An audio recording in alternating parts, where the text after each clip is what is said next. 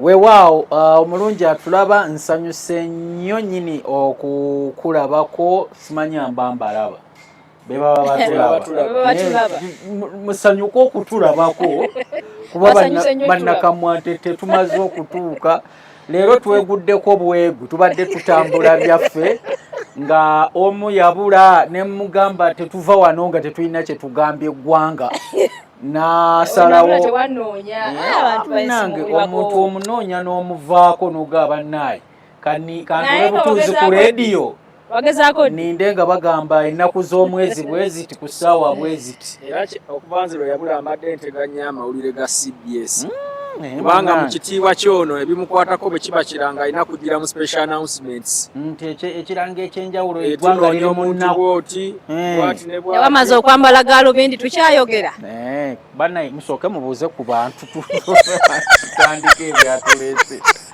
kale mbamya Irene kababuuzeeko ankoziwa then tulabe leero tuzze kwogera ku ki banange mugamba mukyeyo mujebale mwebale okusubscribinga wesibadde wonna mwebale kubeerayo mwebale kuwagira miramwa gyaffe gibadde kitambula banga limaze nga siriiwo naye kati nkomyewo tukole neera tukutandikire we twakoma zimami Irene nga bulijjo leero tuli byaffe mwe mumanyi tuli byaffe ankoziwa oyo kamumpere naye ababuuze abalungi abatulaba balamusizaako mwebale nnyo gye mutuusaako engalo abafunye ebirungi nga bulijjo nsanyuka wamu nammwe n'abafunye ebisoomooza temugwamu maanyi twekwase Mukama Katonda buli kimu kijja kugwa ankoziwa nga bulijjo owaana nange wendi bansazeeko naye nga wendi abalungi ababuuliza mukkirize nsooke ne bannaffe aba Pride Bank webala okutubeereramu Mimi's Glam batubeereddemu ku aba makeup Nacha Ebo ddagala lya kinnansi Tokia Events nabo webali nnyo emikolo gye bali mu season eno togimalayo mukolo ku ka season katuwuuba ne boolaba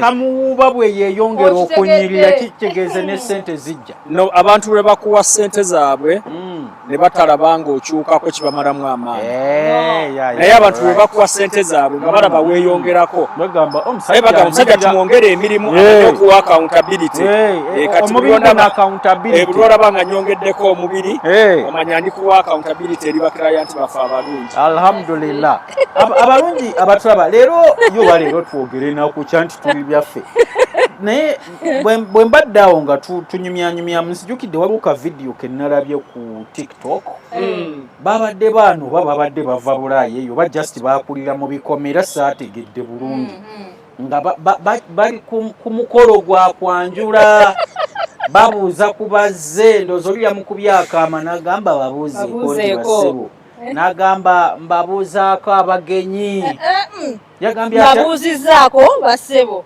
mbabuuzizaako bannyabo mukulike olugambo olugendo lwafuuse olugambo obuzibu wano buvaawa should we stick to the languages that we know best bwe tutuuka ku mikolo gino obuteeswaza kuba ffe ababa bazzenga abagenyi I'm pretty sure tusigala tubakeneka tusigala tubakeneka leero kantandikirewo mami Irene what are your thoughts my thoughts kakati nze bwe nalaba vidiyo eyo first of all abaana bano bayinza okuba nze ekyanzijidde mu kirowoozo tebavudde bweru ne bajja kati kyekye nafunye mu birowoozo byange ekirala tebaba promptinze bulungi kikyakwogera babadde nga abakatuuka ku kisaawe ng'ogamba nti oyo dduka omwaniza oyo nnyoko najja nnyoko sayinza okulaba nnyoko kakati I think babadde noza bakajja but wadde ne babadde bakajja they were not prompted well yes kubanga babadde ng'olaba nga ne mu kubuuza ng'alina gwe yeebuuzaako wano njogere ki babuuzeeko ntya okitegedde kati baraka babibaweeredde awo now nze problem yange teri ku baana bano I don't know why eri ku bazadde baabwe kubanga bw'omanyi abaana ne baba bakulidde bweru ebweru ebaweerayo ebisakaate wabeera ebisakaate wabeerayo n'abantu ate era I know families abamazeyo more than 30 years nenga abaana boogera Oluganda ng'ate abazadde baabwe bagenda nga babazaalira n'eri naye bakula bagamba nti wadde tuli wano naye tulina gye tuva kati bazadde baabwe bataakola mulimu gumala abaana bano si kizibu because bayinza n'okuba nga bakuze language bagyogera kati bibaguddeko mu kidaala what do you expect naawe bagezezzaako nnyo I think my problem is not with these kids eri n'abazadde baabwe tebakoze mulimu gwabwe nga bazadde lwakuba nti nera newaneera waliwo blanda nti nabo benyini bambi mu kuwuliza jukira abaana abavudde ebweru bajja bino ebintu by'obwanga babinamu amaddu bakalaba gomesi abinyuma munne yeesibye gomesi nange munsibe I also want to go and greet ate batuuka wali mu kidaala omwogezi oba ne katumu oba omuntu yena yabadde in charge of omukolo ogwo yadde alina obbagamba stick to the language you oluusi omwogezi ayinza okuba naye teyategedde nga bamulaze bulazi bano be babuuza now abantu ababadde waka baba ba preparings abaana bano nawe omwogezi olwokuba nti esaawa zino oba part of the family obola abantu abagenda okubuuza olaba abantu bagamba peya ziriwa nti gundi yabuuza naye ate ng'enkola bweri naddala nga ffe tuli mu mikolo gino nti ankoziwa nkimanyi okikola nnyo n'ayita ani agenda okukulembera gurupu eno ogenda njogereramu nga bwogenda okubuuza ne mukola ka practice akamangu aboogezi abasinga unprofessional ebyo tebabikola bo bafa mukolo kola ki twayita bana batookiya batwala obudde okitegeera kati abaana tebaba promptinze ekirala tebabawadde budde kutegeera kiki bagenda kubuuza ekirala tebafuddeyo naye babadde nabo okubagamba nti bwe tumanyi Luganda please stick to English kubanga era ne bandibuuza mu Luzungu era twandibizzemu eradde mu Luzungu bandikyogedde batya bandidde babuuza nti batusanyusa okwalaba you most welcome ne babuuza mu English ekitegeera ne batagenda kuswala kuba kati akatambi katambudde just no mu mbeera bwetyo kubanga they were not prompted well and the problem is all these kids bazadde baabwe tebakola mulimu gwabwe era nze bwe mba nsunga wano sisunga baana osunga muzadde wa mwana ono kubanga takoze mulimu gwe nga ki ng'omuzadde ngendekewa ankozwa ono yabadde content nti bano aboogezi bye baagala bateekeyo bo batrendinge oba it can be real omanyi Uncle Solomon tulina okusoomoozebwa kungi mu mikolo era y'ensonga emu yatujjayo fe ababirabira mu ngeri endala ne tugamba tulina obusobozi tulina platforms Mukama atuwadde ekisoboka okulaba nga tutaasaako bye tusobola okutaasa okusookera ddala emikolo gino gibaamu ebintu bingi naye omukolo ogutaagudde nga nkuba tuwano we tuli olwaleero Uncle Solomon enkuba esobola okutandikirawo ne tubuna emiwabo nga tugyetegekedde ne tugamba katugenda kwogererawa tugenda kulasanirawa naye emikolo gino wabaawo obudde obwetegeka ekyo ekyaguddewo ze saagala kwesiba nnyo ku kintu nti bano baavudde bweru n'abakulidde wano tubalina nga tamanyi byakubuuza nga tamanyi kubuuza asomedde mu international school yalowooza nti okwogera olulimi lwe ekyo kimulaga nti aliroko planned kid naye ne twerabira nti east or west home is best, there is that moment in life ng'olina okuddayo ku reality nti gwe Solomon Kaweesa ng'olina okukolebwa ebikolebwa Solomon Kaweesa gwe Mami Irene Mugabe olina okugenda ebikolebwa Mugabe omuntu atamanyi lulimi lwe tasobola kumanya nnimi ndala n'azeekakasa ekyo kituufu okwo kuba kukola ki kuba kulimba kaakati nno okusoomooza nkuza eri bazadde abali wano abalowooza nti muli international n'abali ebweru w'eggwanga ekiseera kigenda kutuuka may have friends and family members abali ebweru naye era waliwo ebibakomyawo wano muweeyo obudde abaana mubasomese ennimi zaabwe. I have a friend is called Norman anansonyiwa omwogera kaali Bungereza naye gye yazaalira abaana naye first time lwaleeta abaana be wano bamugamba daddy what's this, why did you make us miss this, nga bawulira ye achapuza mu lulimi lwe batategeera talwogera nga keeri mama muzungu abana ne munganidda kisebo tulina okuyiga bino naffe bwe tukomawo. I'm struggling with them on internet ku Zoom okubayigiriza, but they are picking up. Twakasomera ndoza kati emyezi giringa mukaaga. Ne they can construct sentences basobola okunyuma. Era wanko Solomon we mbadde ngenda kyabazadde olwaleero tuli ku mulembe ogwa teknologiya. Abantu abamanyi ekyokukola weetuli. Give your children a chance.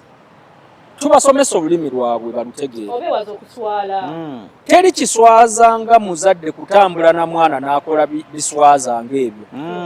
Ogenze n'omwana musanze abantu babuvunaanyizibwa, omwana tasobola kufukamira kubuuza abantu bakulu. Kale ne bw'aba era tafukamidde naye era tasobola kuba. Omwana tasobola kwogera bigambo ebitandikibwako nga n'omwana omuto ow'emyaka 3 atandika okukaza ebigambo. Asobola okugamba wasuza otya, oli otya. N'omugamba eradde mu ddakiika 2 omuwala omukulu ku myaka gy'egyo n'akyerabira. Omuwala yabadde emyaka nga meka? 2 nga 5 yabadde muntu mukulu. Ayinza n'okuba badde aweza asatu naye engeri gy'alimu ennyonyi ng'emyaka tegimweyoleka. Empewo zimufuuwako alwawo okuyita mu musana.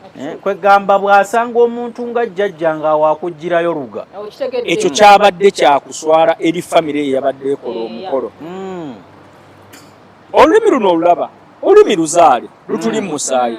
Omuntu ne bw'aba yakamala e Bulaaya emyaka 3 nga gye baamuzaalira gy'ayonkedde gy'ayavulidde gy'azannyidde nga yazaalibwa nga Muganda, ebigambo by'Oluganda 3 tebisobola mubula ku mukolo. That is it. Yeah. Ntera bayidawo okubalaba abaana be bazaalidde era still tukoze emikolo gy'abantu abava ebweru. Yeah, tugikoze mingi. You remember the carols bajja n'abaana but they were still trying. Waliwo abantu bendaba okwo ku TikTok nga bazaalibwa eyo naye nga besanga random interviews on street n'abo abazungu abakola content. Olinaga I'm from Uganda ngo accent ye olina mugamba yogerayo ebigambo byo ng'omwana abimanyi nga mu statement agamba I've never been there, I wish to be there but I miss my language. I miss the language afuba okulaba nga agiyiga. Ononsonyiwa tunako nze ngamba twesiba nnyo ku bantu bano abeebweru naye mukimanyi nti muno waliwo n'abantu bawano bennyini nga yeefuulira ddala nti tasobola kwogera Luganda nga wawano ng'akulidde wano nga buli kimu akimanyi naye nga yeefuulira mu yewa.com nnyo tasobola okwogera nga oyogera n'ebigambo 3 n'akuza mu Luzungu. Mukama mulungi nti abantu baffe ab'omu West be baali batandise akazaaka akaagalira ddala okutta olulimi lwabwe nga seba omwana okwogera Olunyankole alaba ali loko.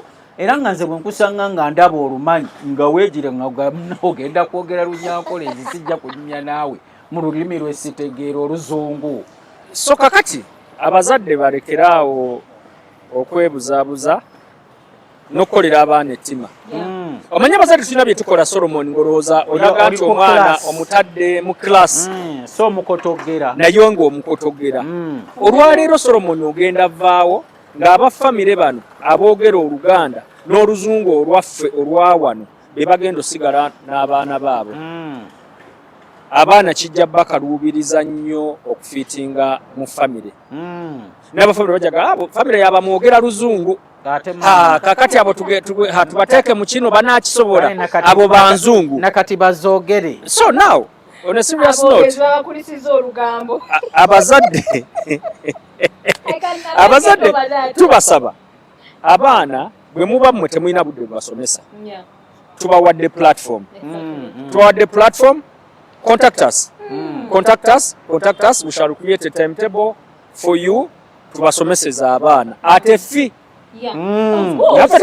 Naffe tetwasomera ku UPE ate fee. We shall organize for you Zoom classes eziri convenient. Abaana tubatwale step by step a e o abachada afaganga obuyimba nabo biyazimba ku mutyo muwa fetuli embate ento nayo ekinyiza lekana kano nkayiseo. By the way, today's schools mwabeita amasomero ga class international because ebitya banaye nze nkoyo okugenda ku ssomero ly'omwana ng'ennyimba muyimba za luzungu zokka kyokka nga mubasomeseza wano.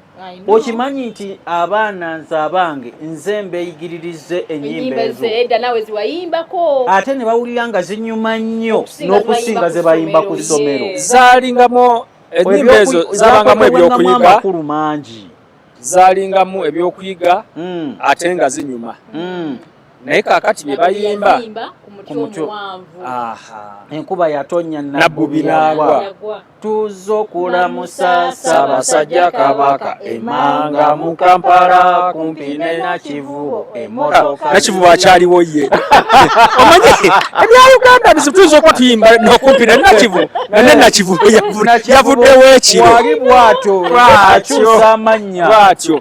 So parents tubasaba ebintu bino byo biswaza byo bikola ki?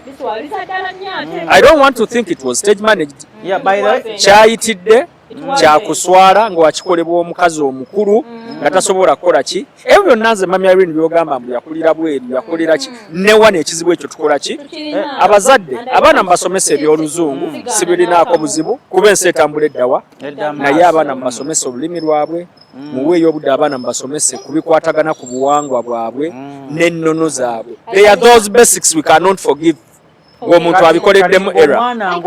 Tata w'omwana oyo like yawulidde ate we yabadde atudde ng'awulira muwala waabuuza bwanda alwogera n'ebisooka bikuba. I can imagine that shame. Omanya oyinza okugira nga walinga oyirako amazzi aganyogoga like that shame n'osikamu noga naye babaawo era ne boogera ebibuuzo ebitakwatagana ne bannanga omwana Irene oyo kale nno olaba ajja ekiro wano yabadde boogera bulungi naye twakava okulaba ejjajja e Masaka yabuuziza bulungi n'okufukamira n'owulira omuzadde ng'awaana omwana we mu bintu ebyekisulu. Bazadde bannange mbasaba twewala okuswala abaana tuweeyo obudde tubasomesa muba temulina budde contact us, consult us. We have very big teams ezimanyi ennimi. We are not talking about only Luganda, even other languages. Karuberu Chori, we have very big teams. Come to us, we organize classes for your children. Abaana bayige basics. At least omwana amanye okubuuza, amanye bwasaba nti emmere nzabakundagirira olumbe oluinteractinga n'abalala mu society ng'agenze mu kyalo. I have a story to tell. news. Omanyi growing up freestyle. Growing up in a family y'Abanyarwanda kakati ate afe nga mbagambye naffe twakulya wano Uganda naye nga abazadde bo nga bo mama ne taata nga boogera olulimi olwo naye nga ffe baboogera naffe Luganda kati naffe netukula nga tumanyi Luganda nga we cannot read, we cannot say even a single word nga tuwulira omuntu bwayogera owulira kyalina aŋŋamba jjawo ekikopo ekyo naye nga tetusobola constructing a sentence. So one time mama nga atugamba olwaleero saagala muntu yenna ayogera Luganda wano tugenda kwogera lulimi lwaffe.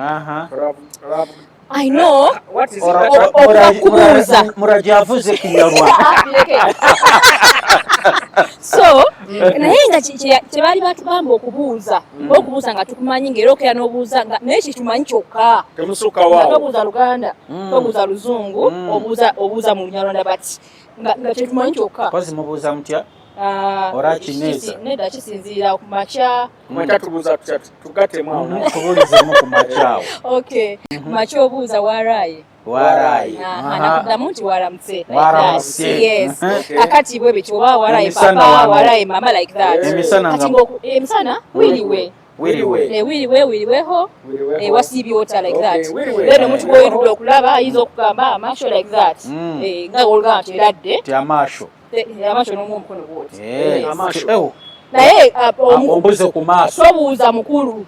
mukulu yakubuuza kati bwe manga ndi mukulu nga nkusinga nze nyina okubuuza amaaso tuba twenkana tutogerera kumuwa amaaso agoziwa wano gwotugulira sigo waana wano si waana wamma kati yatubuuza kale kakati emadde magezako banyumiza so one time bakeera batugamba leero teri kwogera Luganda bantu bange twasirika olunaku lulambe ewaka nga tuliwo abantu nga 2 naye nga tewali ddoboozi liva waka kuba batugamba teri kwogera Luganda tetulina kyakwogera tetubimanyi twasirika ennaku ezi olunaku olwokusatu twali tulonzeewo olulimi olwaffe kati lwaki nga si bubonero nga tugateeza ennimi Oluzungu Oluganda n'Olunyarwanda ne tufunamu ekigambo era olulimi tukyalwogera paka olwaleero naye nga bw'oluwulira owulira nga ludikya okitegeera kati ne batuleka because balaba nga tubasuseeko manyi abaana abakuze myaka 16 myaka 13 nga balaba tubasuseeko mutonze n'olulimi because babaganye okwogera Oluganda ne batuleka naye let me tell you tukuze ng'omuntu oswala wekka ng'otuuka mu banno ne bakulaba ne bakusanyukira ne bagala bajje bakugwa mu kifuba boogere naawe ne balaba ng'obeewulirirako naye nga naawe oyagala okwogera oraho neza nga zze n'omukwano mungi but nga tosobola kwogera ye nakitwala nti omwewuliriddeko kati ebitandisa otuswaza mu bukulu ne tutandika ate okweyigiriza ffe kati tujjukira abazadde kye batwala ki essaawa zino kati buli mwana naye yennyini yekka kweyigiriza era sitanga omu yagenda ddala n'atandika okubeerayo e Rwanda naye ate muyiga lwaki olwedde muli wano tuyiga because waliwo gatherings abalala babeetaaga yes waliwo emikolo egyo era nga olaba guno gwabadde ogw'okwanjula ekyamazima tagenda kwogera Luganda nga n'empewo okolo tezigenda ng'ogenda kwevuga mu Lunyarwanda bulungi nga you need to know yes okuba ekyevugo nga tukitegeera olina okuba ng'okitegeera kati bituswaza naye tutandise kweyigiriza nga tukuze empola era sisango yanzako gwokusatu yagenda ddala nagaka abeereyo eri kati era ayigira ddala enajja buzi kukyala naye kati bituswaza ffekka tutandise kweyigiriza ffekka kati nze nayiga kati nze nayiga mbadde mbuliddewa munange atulaba omukulu wa SK Media yali yangoba ako kasale mu editor naye munnange oluvannyuma lw'okusavinga punishment nakomyewo kati kyekyo ekirungi akawaata kali eri tunaakutetenkanya as wind up on this Uncle Solomon njagala soko winding up abazadde tubasaba muweeyo obudde abaana mubasomese olulimi bwemba temuyina budde Uncle Solomon Uncle Ziwa Tokia Group kati ne Kinyarwanda bategeddewo ekiri as a company tulinamu department ya language consultancy okukyusa ebiwandiiko ennimi zonna tetwogera ku Luganda lwokka kuba mwe tuseerereza ennimi zonna ng'oyagala omwana ayiga olulimi please email us by the way abantu bagambe tulina website kanje bateerewo website gibateerewo gendayo eyo mu booking teekayo gwe ensonga gy'oyagala tukuyambeko oba yakuyigiriza abaana lulimi we shall make a timetable we shall make a program for you naye mukyaswala nnyo ng'oleese omwana omukulu ng'ayogera ebiswaza yagambye atya mukulike ki mukuliko olugambo yes kakati bazadde bannaffe wafenna tuli bazadde amazima gali bwe gati we are not going hard on you tetuli nti tubasaako bukie but kino bw'otuuka okuswala oswala muzadde otya omu ne famire yo nga bantu 10 nga bw'olaba oli bwe yaswadde mu kidaala kati gwe weewala okuswala okwo ankozi wanga bwagambye bw'oba ng'owulira bikusobedde tulina bw'otandikira abaana ba myaka 16 nga nange naffe bwe twali please talk to them banyo counseling abaana abo ne basobola okuba nga basobola okubagazisa olulimi olwo ne bogerezeganya nabo ate ne babayigiriza mwewala okuswala nga nange kwe natuukamu n'emikwano gyange nga baagala okumbuuza naye nga sina kyembaddamu nga balowooza neewulira ekyamazima nga mbaagala naye nga baana bange eyeewula kubanga nali simanyi kiki nali simanyi lulimi neerwanyeeko nzeka mu bukulu okulaba nti mbaako kyenjiga kati gwe tolinda ate ku mwana wo kutuuka ku saa lyange muleete bamuyigirize ate ebintu bitambule all right nsono nina ogwange. Okay, sorry.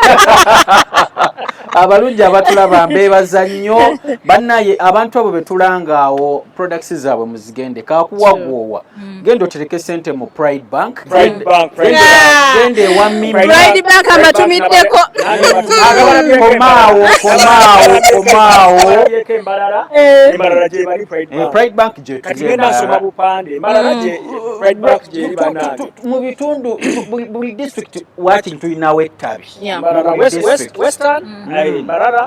ng'oggyeko empya ze baakateekawo naye nga lunawe tuli banaye Mimi leero totugamba tutuule naye mugendeyo ewa Mimi abakole makeup bana ebiseera bya mikolo abeera bize naye kola ka booking ko nga bukyali omukyalo oyo akwatemu Nacha Ebo gendayo mwine ebizibu bingi. Nacha Ebo bagambe anko gyendye no banonyeko. I know. Oyina kyobagaza. Bakolenga Pride Bank bwe yakoze. Oyakoza ino. Nacha Ebo muwulidde. Ere banange anko wesa. Tulabira okwebaza Tokia. Tokia tukozeeko. Naye ejja tujja gyebazanga twole kati. I know, yes. Tokia yabikoze. Agomanyi gabamba wagizi ba. Kale bannaye sanga bano bakusiibula. Tuyina show ennaku z'omwezi 21 November bannange mikwano gyange Bat Valley Theatre. Tuyina show. Tiketi tulina emitwalo 2 tulina 5 tuna tebo ya mitwalo 5. Abalabi bantu banakamwantete Tokia group baguliddeyo tiketi 5. Oh, thank you so much. Bagende. The first 5 comments. Commenting nga osenjayo gamba ne tiketi njagala. Tokia baguliddeyo tiketi ziwere 10. Toyanze eske media namwe tulinze butugulire mutukuleko tiketi. Kwadde ebirango byabwe. Eske media mutuguleko tebo by the way. Kwadde ebirango. Ngo omuzanyo gwaffe baguyita Madness ugenda kubeera ku Bat Valley Theatre ngenda kusomeza 21 November mwendi nnyo gwe jango olabe yasika movies yalese otofaayo jango olabe ekintu bwe kiri twategese bulungi akosolo Facebook online comment twategese bulungi nnyo VIP it's a VIP show genda kuba Friday tuina shemu si showbiz genda kuba shemu tandika sawa 2 ezekiro paka sawa 5 mututamuka shemu ng'omuzanyo shemu yo nga tujigala tukola VIP show. Okay, kati abasaba ticket atekako ne namba ye yes namba ye yes so that ticket tambi muje mutuwagire camera operator nkuyise mu butongole gwe iyo ticket njirina so please bambi muje mutuwagire mutuzemu amanya tawe namanya nti gowona kana kamantete goze sya gwe studio ya njawulo ogenda kuzanyo okubene sama I know so nanga oto bantu tujja kubaayo mujja kutuota buliro weewaawo kale banne Mukama Katonda abatukumire mweraba.